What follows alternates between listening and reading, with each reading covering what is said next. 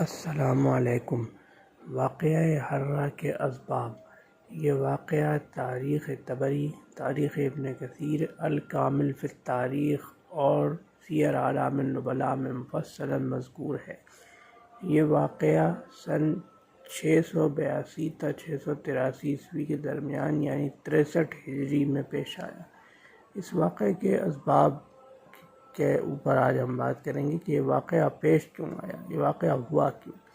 دراصل 63 ہجری بمطابق 682 تا 683 عیسوی کے درمیان مدینہ کے اموی امیر عثمان بن محمد بن ابی سفیان نے مدینہ کے چند معززین کو، جنہیں اموی حکومت سے کوئی شکایات تھی،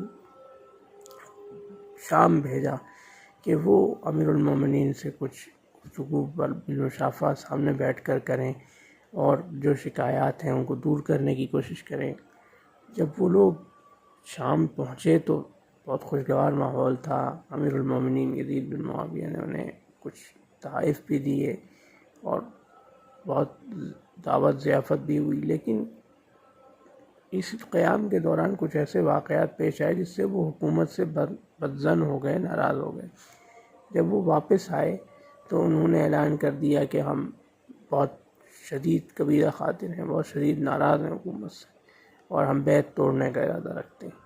تو مدینہ کے بعد سنجیدہ لوگوں نے پوچھا کہ اگر آپ ناراض ہیں، آپ کو پسند نہیں ہے یہ حکومت، تو آپ نے اسی حکومت سے تحائف کیوں لیے؟ انہوں نے کہا تحائف اس لیے لیے کہ ہم اس حکومت کے خلاف اٹھ کھڑے ہونے کی طاقت نہیں رکھتے تھے۔ اب ہمارے پاس طاقت آ گئی ہے، اب ہم بیعت توڑ رہے ہیں اور ان کے خلاف لڑیں گے، یعنی حکومت کے خلاف لڑنے کے لیے یہی رقم ہم استعمال کریں گے۔ تو بہت سے لوگوں نے انہیں سمجھانے کی کوشش کی کہ اس طرح خروج اور بغاوت درست نہیں ہے، لیکن وہ نہیں مانے۔ لیکن ایسے پرآشوب حالات میں بھی چند سرکردہ اصحاب ایسے تھے جنہوں نے اس بغاوت سے خود کو بالکل علیحدہ رکھا، جن میں حضرت عبداللہ ابن عمر رضی اللہ عنہما کا خاندان اور حضرت علی بن حسین رحمہ اللہ، جو زین العابدین رحمہ اللہ کے نام سے مشہور ہیں، ان کا خاندان بالکل علیحدہ، اور بھی چند سرکردہ اصحاب بالکل اس بغاوت سے علیحدہ۔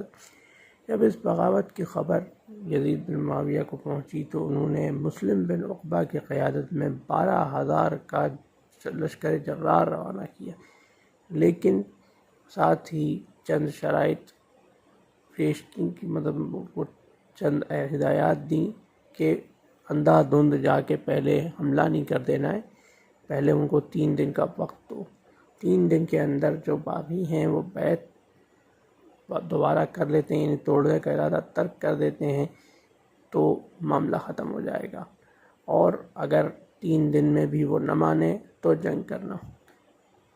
اس کے بعد پھر بعض روایات میں یہ آتا ہے کہ 3 دن میں جب جنگ ہو چکی، اس میں حضرت علی بن حسین رحمہ اللہ کا خاص تذکرہ کر کے فرمایا کہ کہا گیا تھا کہ انہیں کوئی نقصان نہیں پہنچنا چاہیے، باقی جس نے بیعت توڑی ہے اس کو سزا دو، لیکن حضرت علی بن حسین کو رحمہ اللہ کوئی نقصان نہیں پہنچنا چاہیے کیونکہ انہوں نے بیعت نہیں توڑی ہے۔